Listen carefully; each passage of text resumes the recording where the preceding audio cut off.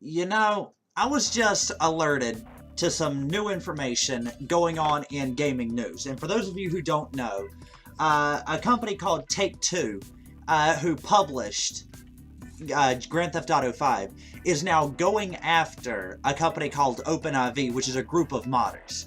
Now, what the group of modders do is they allow you to mod the single player.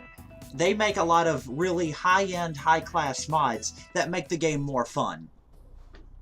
Basically, being able to mod the cars, the guns. Take-Two is going after them. They sent them a cease and desist letter. And there is a petition that is currently going around on several big YouTubers, and now on my small little YouTube channel, in particularly, about all of this going on. Now, personally, I did mod Grand Theft Auto 5 single player. I modded Grand Theft Auto 5 multiplayer. Once. I modded it once, I got banned, I learned my lesson. I then went AFK in a multiplayer lobby with no mods installed. And a hacker decided to start dropping money on my head, and I got banned for it. Now, I did not fight the ban. I bought the game twice. The first time, Steam took back my CD key. They said that it was an invalid key, and they took it from me, so I said, okay, so I bought it again. I spent $120 just to play this game, only to get some bullshit ban. Which, personally, I don't think I should have been banned in the first place, because dropping money on my head just means that I have the ability to buy things. You know, I don't have to grind for hours and hours and hours on all of the heists and the missions and everything so that I can play. So that I can enjoy it. You know, I can just have it now, which I'm perfectly okay with. I mod certain games. I do. I have a mod game save for the game that I'm currently playing, which is Euro Truck Simulator 2, and right now I don't give a good goddamn how I'm driving because I'm a little bit aggravated. More of that to come later.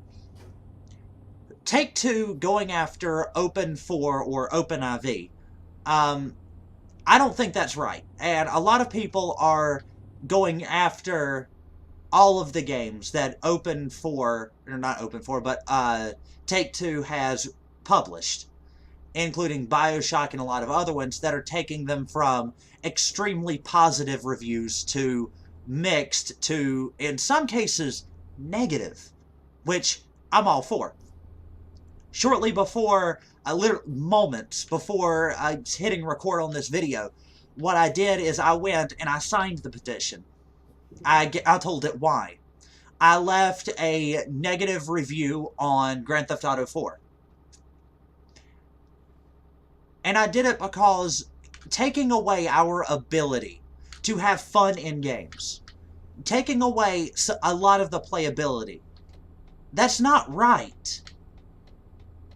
I mean, if we buy the game, we should have full merit to do whatever in the hell we want to with it. That is my belief. Now, if you go online and you mod multiplayer, you're on your own. They have every right to take that from you. I don't think they should have the right, but they do. Now, I'm not very happy with how Take-Two is going about this. There are 1,000 better ways they could have gone about doing the exact same thing. They could have asked them to stop. They could have tried to implant some of those mods into the game and made the game just that much better. They didn't. They went after one of the single biggest modding communities with a cease and desist order. During, of all times, E3. At no extent am I even remotely okay with this. Modding games just makes them fun. If you don't have the time to play through an entire story mode the way it's intended, at least you can get the gist of it through certain mods. And if you do have time and you're getting bored with a game, You know, adding things, small details make the game more fun. They give it more playability. Now, I personally have over 300 hours in Grand Theft Auto 5. No, arguably that's not a lot. I have more than that in several games. But I thoroughly enjoyed the multiplayer. That has now been taken from me. And I didn't complain, I didn't fuss. I let it go. I did mod, and in some aspects, I did deserve the first ban. However, I wasn't destroying the experience for everyone else. I was only ruining it for myself. By giving myself money, I am only hurting myself in the long run. I'm not giving the game as long of playability. And then, after I got back, I completely uninstalled all of the mods, and I was just playing around with what I already had. And I went AFK to go use the restroom, and I got banned. And this is not okay.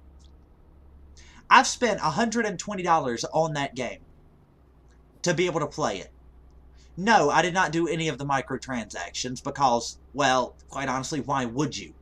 Why would you spend $100 on a shark card to be able to afford something when you can get $100 million 1,000 different ways, or $10 million 1,000 different ways, and not have to work all those hours to get it? Like, if you make minimum wage, you're working the better part of nearly 20 hours to get $100 to pay for that. And I am including taxes and everything included in the time. After, like, where I live, minimum wage is $7.25. So, after taxes, you bring home about $5 an hour. That's where the math comes from. Now, it's going to be dependent on, you know, your current circumstances, whether or not you're a student and what have you, as to how much they take from you. As well as whether or not you get financial aid or anything else for college or just whatever, but that's irrelevant. You can very easily get $10 million in the game without donating that kind of time. Now, granted, it is a lot easier and a lot less frustrating to just put $100 in, get the money, buy what you want. They have released some content that is for exorbitant in-game currency. Like, a lot of the cars are $1, $2, $3 million. A lot of the DLCs, you have to spend upwards of $1 million, oh god, to be able to play. And that's not really right. It's making it incredibly difficult to go for any sort of progress. And if you're not interested in playing the game the way it's meant to be played, if you just want to play the certain things that you want to without having to grind for hours and without dumping dumping, seriously, hundreds of dollars into the game, you should be allowed to do that, by all means. If you want to add some content to a game that it didn't come with, you should be allowed to. Them going after Open 4, that is entirely not right in any stretches of the imagination. And I will have links to the petition as well as any news articles I can find about it in the description of this video. But I don't think I can ever go back to an open not to an Open 4, but to I already forgot the name of the company, the publisher now.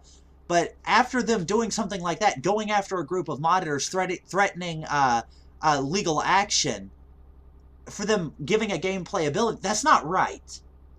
I can't stand behind it, and I don't see how anyone that's going to see this video can. It is not right by any stretch of the imagination, and it shouldn't be happening. And if you agree with me, then then look up everything that company has published. Go on Steam if you own it and give it a negative review. And tell them why. Because doing stuff like this is not okay. Companies are taking the playability out of games. They're taking all the fun out of it. Games are meant to be fun. And if a company is trying to take the fun out of games, What's the point in supporting that company? I can't find it.